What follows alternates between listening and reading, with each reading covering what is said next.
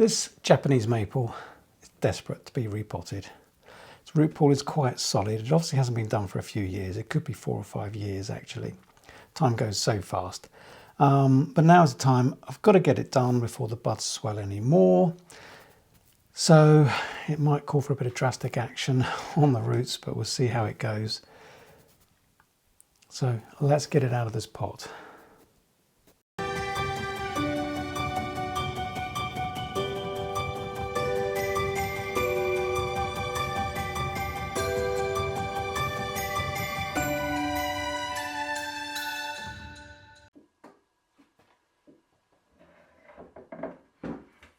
The root ball on this maple is incredibly hard, not just around the outside, but all the way through the middle as well. It is a bit like a brick.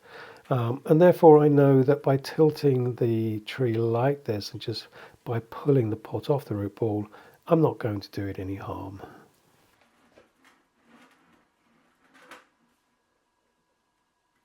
And because the pot has fairly straight, smooth sides without any curves, the root ball does actually slide out quite nicely.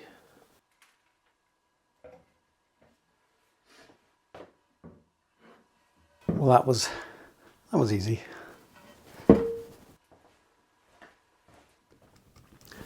This root ball is solid.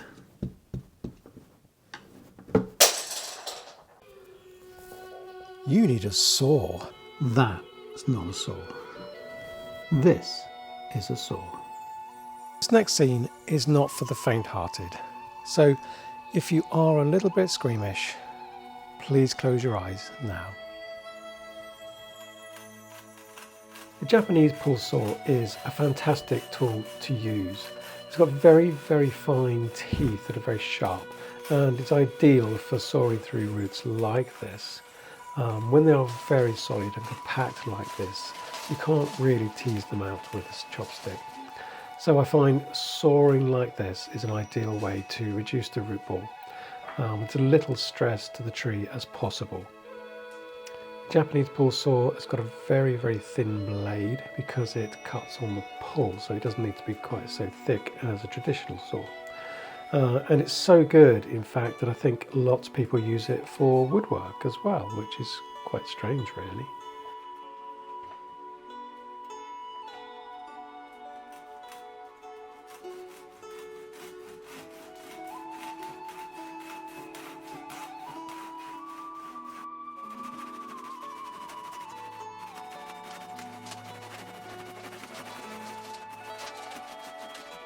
It looks quite strange actually when you look at the root ball like this.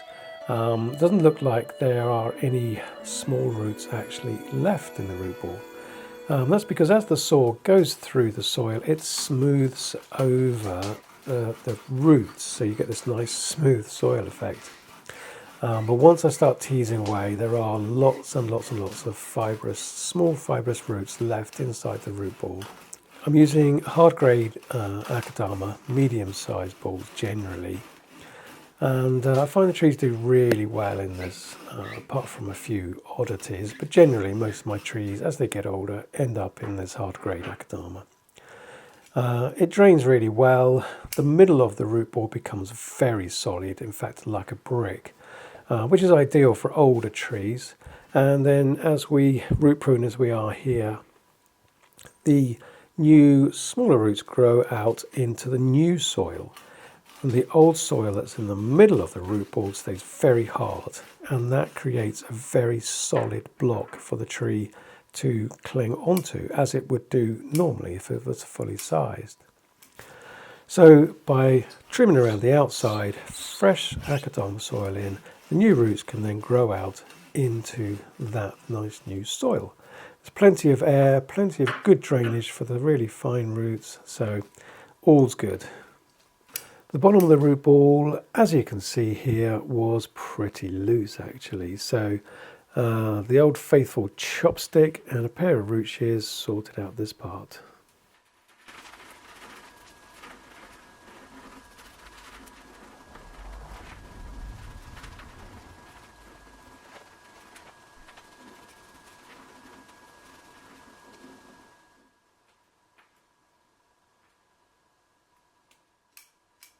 The roots are really healthy and growing really well. They are a lovely colour, a lovely reddy browny colour. There's no black or mushy bits to the root ball, so there's no root rot. There are some very, very fine roots, as well as the thicker roots, which we're obviously cutting back to promote newer fibrous roots. But generally, really good, really happy with this root ball.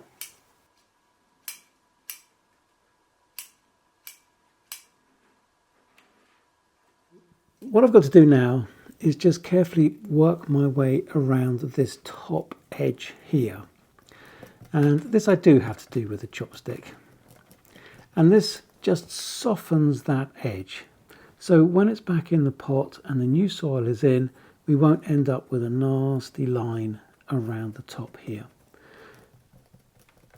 So I'm just going to work my way around. Don't need to do very much, just to blend it in really.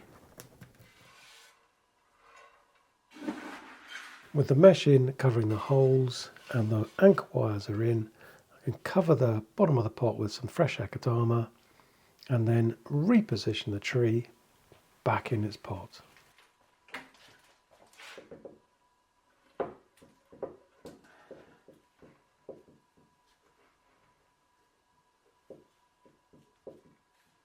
With a bit of fresh akadama worked in around the edge of the root ball, it's ready then to go and give it a good watering.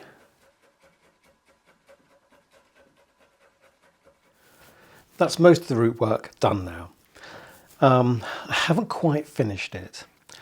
It's a little bit high in the pot. I don't know whether you can see that from there, but it is just slightly high. And the reason that I've done that is because I want to still remove some of this topsoil around here. I want to go in and with a chopstick and clean around these lovely roots around here. It's got a really beautiful nabari, a really lovely start. So what I want to do is just take the soil down and kind of undermine those roots a little bit, clean them all up all the way around, and then put some fresh fine grade akadama around the roots there. But because I was running late, running out of time to get the tree root pruned and into some fresh soil, I've done it afterwards. Normally I would do that at the time of repotting, clean all the top of the roots, root prune, back in the pot, nice fresh soil, job done. But the potting season seems to be getting shorter and shorter in this country, because the ideal time to repot deciduous trees like that is when the worst of the winter is over, but before spring arrives, so before that sort of bud breaks, before the buds start to swell, so that the tree can go through the winter with all its roots intact. And then we just trim those roots back just before spring starts. And that used to be around about 4 or 5 weeks we would have that kind of time. But now it seems to be down to about 2 to 3 weeks. So I'm having to sort of juggle things around a little bit to try and get as many trees potted as possible. So I'm doing things a little bit back to front, which I don't like doing, but I'm just having to. So I've still got to clean the topsoil off. So it does look a little bit high in the pot. Hopefully once I've finished taking it down, it will look really good. So what I'm going to do now is going to go on and just do some pruning. There's some long shoots, some long twigs, need taking back, thinning out a little bit, getting ready for the next season's growth. There are twigs up here. As you can see, they're quite far out. So these are the end of last year's twigs. Now they need to be taken back to allow for this year's growth. So this shouldn't really be out here at the moment. It should be back around about this sort of size. Otherwise the tree's going to keep getting wider and wider. So we need to prune it back in a little bit. So I'm going to do that now. I nearly always start my pruning from the bottom of the bonsai, because this is the widest point, and as I go up, everything has to get shorter and go inwards towards the top of the tree. And then we get this lovely mushroomy shape. So starting down here, what I'm going to do is look for any obvious branches and twigs first that need to be pruned. Anything which is too long, anything which is growing in the wrong direction, maybe it's growing towards the center of the tree. Everything should flow away from the trunk.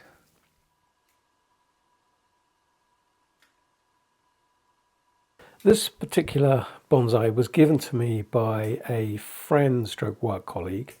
He worked for a very large bonsai company in Holland. They imported thousands and thousands of bonsai every week, actually. And this was one of a batch of specimen bonsai coming from Japan. And they were very old at the time. I can't remember exactly. I think they were about 85 years old-ish then. Only this one, the top had been snapped off in transit and would take them many years to grow. So I was asked to kindly grow it on and repair the bonsai, and which I've been doing over the past 25 years or so. And now it is looking rather splendid. Unfortunately, he's no longer around. He died quite a few years ago, which is quite sad. I do miss him, and I know he would love to see the tree as it is now. That is one of the amazing things about bonsai, how it can transcend generations. To think that many people over a period of lifetimes can be working on the same bonsai. That's just amazing.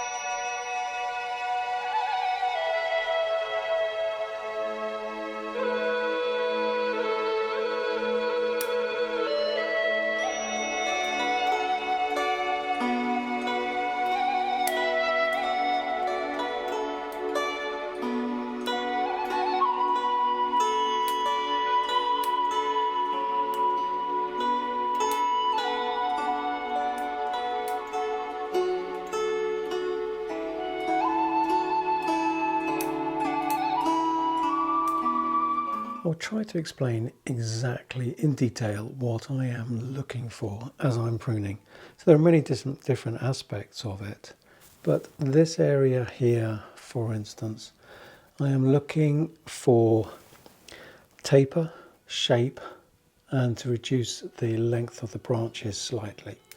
When we have long twigs like this, the next budding will be from here. So if I was to prune it back a little bit, then these buds would start to grow, and so would this one here. But eventually we can force some buds back from this union here, this joint, and here, and here, and here. So every time there's like a little joint, a node along here, we can force out new shoots. What we really would like is to have more twigs with more leaves. With long extensions like this, then the leaves are quite far apart, so we can't get those really nice tight foliage pads. So by taking that off, we can stimulate buds from here and here and here and here and here and so on. So then we'll get some new shoots coming out. And so by pruning now early in the spring season, these shoots will be quite quick growing. And then we'll get bud coming out here, and maples always bud together. So you'll get two buds coming out and they'll grow out this way. We can take one of those, prune it back, etc. and we could start to shape these little twigs. This area here, we've got three here, look. So at the end of the shoot, there was a bud here, and a bud there, and a bud here. If we take off the center one, then we've got a shape coming down here. This is quite long and uninteresting. This one's sticking straight up. So if we just nip that one off, and we can force out some new buds from there, and we could start a nicer shape along this bit here. So for now, I'm just going to take those back. This dominant one sticking up, we don't really want leaves up here, we want them down here. So we'll force out some ones from here. Because we are getting near the top of the tree with this branch, we want this to be quite a tight cluster, so we've got to push the leaves back here a little bit. But we can leave little bits here and there, let them grow, and then as they start to grow, we can take back any ones that are still a little bit long. So it doesn't all have to be done now.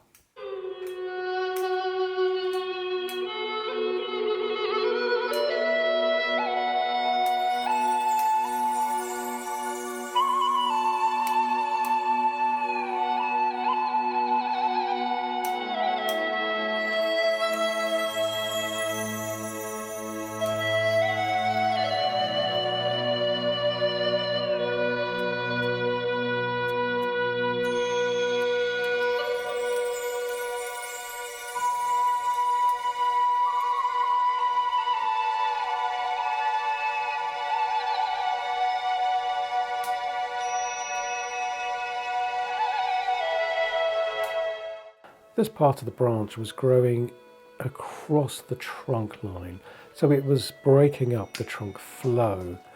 And by removing it, we can now see the trunk line, but also see the branch that it was attached to. So we can see the start of that branch.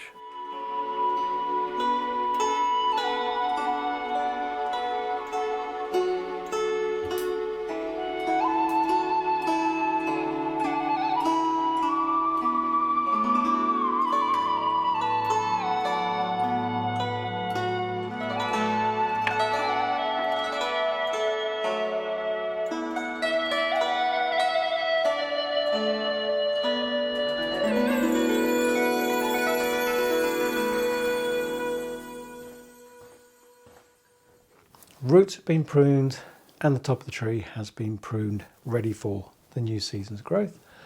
That's great. So this tree now, I can put him back outside, let him carry on, budding up, leafing up, growing for another year. So I suppose you might be wondering where the top of the tree was actually damaged. See if you can see. I'll turn it around and see if you can tell where the tree was damaged.